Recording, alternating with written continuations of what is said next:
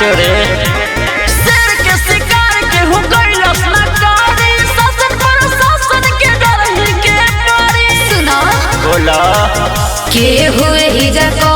मनोई खे सभे बने बागी समियाना से जाइब भागी अतना गोली जानी जागी समियाना से जाइब भागी अतना गोली जानी जागी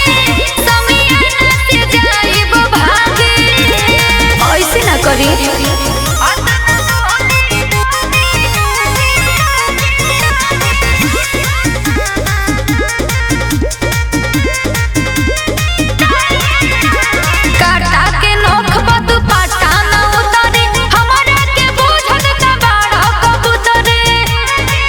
पहले सुन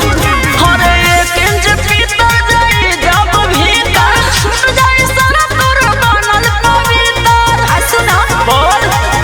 देखी देखी रहन देह में लाग जाला आगी समियाना से जाइब भागी अतना गोली जानी जागी समियाना से जाइब भागी अतना गोली जानी जागी समियाना से जाइब भागी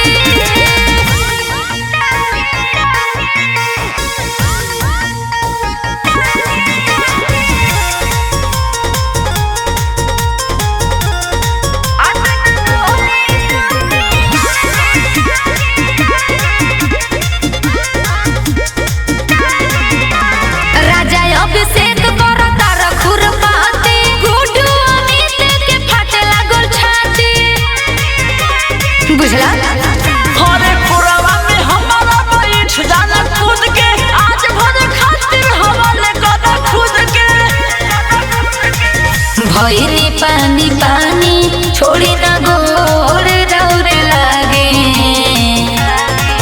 समियाना से जाइब भागी अतना गोली जानी जागी समियाना से जाइब भागी अतना गोली जानी जागी समियाना से जाइब भागी ऐसे मत करी माहौल बिगड़ जाए।